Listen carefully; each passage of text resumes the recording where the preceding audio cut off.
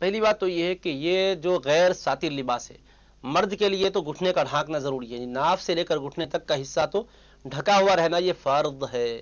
خواتین کے لیے تو ظاہر ہے کہ پورا مکمل بدن ہی سوائے ہتھیلیوں کے چہرے کے چھپانا ضروری ہے۔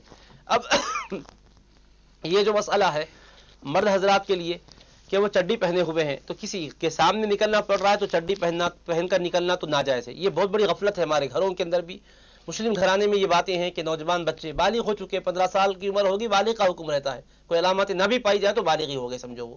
تو اب ایسے بچے بھی رات میں سوتے ہیں تو چڈیاں پہن لیتے ہیں اور وہ گھٹنوں سے اوپر ہوتی ہے، ناجائز و حرام ہے۔ بدن کا حصہ کھلا رکھنا جائز نہیں ہے، گناہ ہے، کبیرہ ہے، اور دکھانا بھی گناہ ہے۔ جو دیکھ رہے ہیں وہ بھی گناہگار ہوں گے اور دکھانے والے کو، دیکھنے والوں کا گناہ بھی ہوگا کیونکہ سبب بن رہا ہے وہ، تو اس کا خیال کرنا چاہیے۔ بھائی کے لیے بہن یقیناً شرعی اعتبار سے وہ ایسی نہیں ہے کہ اس کو یہ حصہ دیکھنا شریعت میں جائز قرار دیا گیا، اس کا خیال کریے۔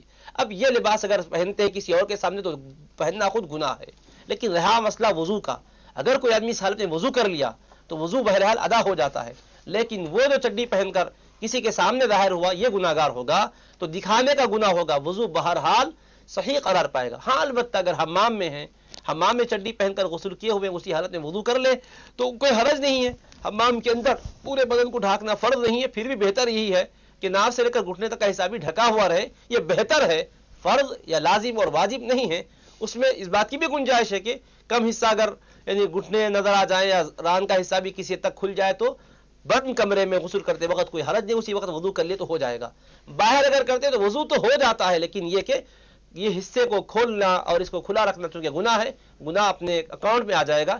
اسی طرح سے جو لوگ تیرنے کی مشق کرتے ہیں ان کا بھی یہ طریقہ کار ہوتا ہے، ان کو بھی خیال کرنا چاہیے۔ حیا اسلام کے لیے، مسلمان کے لیے بہت بڑی عظیم ترین نعمت و دولت ہے، ایمان کے لیے زیور اور زینت کا ذریعہ رکھتی ہے۔